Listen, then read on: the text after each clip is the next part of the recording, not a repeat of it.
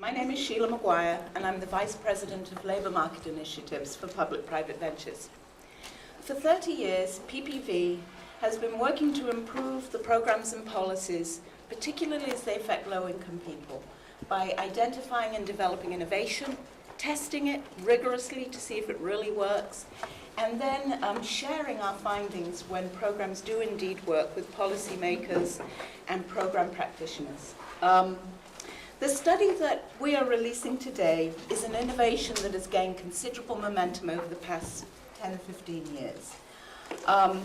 It is an innovation that focuses on workforce development, in which organizations focus to understand a specific sector like manufacturing and healthcare, and then develop solutions that enable low-income individuals to find careers in those sectors.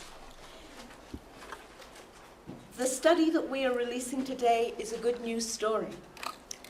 We went into the study in 2003 asking the question, can well-implemented sector programs really make a difference for the earnings of low-income and disadvantaged people? We used the highest standard of research, the gold standard if you like, random assignment, a tough standard to meet.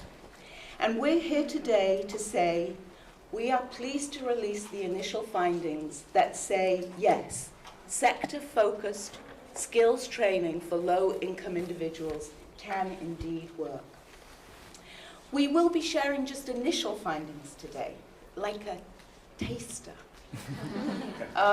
We wanted to get the results out quickly because we know we stand at a critical time as a nation in rebuilding our economy. And a critical part of rebuilding the economy is rebuilding our workers' skills.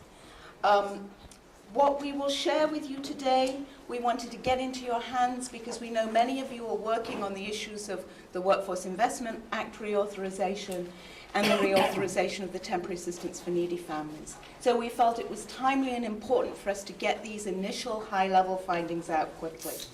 We will be working over the summer and releasing a full set of findings in the fall, and we look forward to having further discussions with you when that moment begins.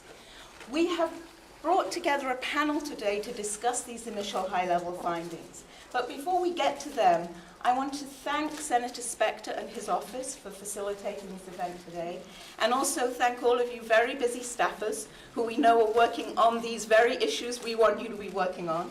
We hope that at the end of our discussion today that you leave well informed, and we hope that the information we give you will help you in the important job that you're all undertaking. What we've done today in assembling this panel, and they're an awesome group, let me tell you, is we brought together people that we think can give you multiple perspectives on the findings that we're about to release.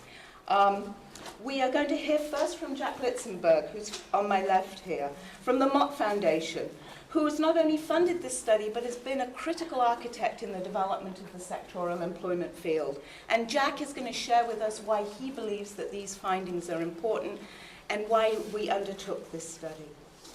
Then we're going to hear the initial results from Josh Freely, the Senior Research Associate at Public-Private Ventures.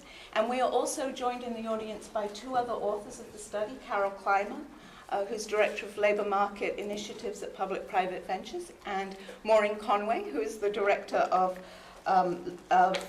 Workforce Strategies at the Aspen Institute. And then we have with us, straight from the horse's mouths, the directors, the leadership of the three organizations that we studied, the strategies that which we looked at. These organizations were selected from many nominated by leaders in the workforce development field as organizations that had well-implemented training programs that were targeted in a given sector and that were targeting jobs that paid over $8 an hour.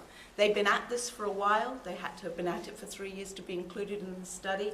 And we're very thrilled to be joined by the directors of each of these organizations, Jerry Rubin from JVS in Boston, Plinio Ayaya from Piscolas in New York City, and Earl Buford from the Wisconsin Regional Training Partnership. So we're going to hear from them as well. Finally, we want to talk about policy implications.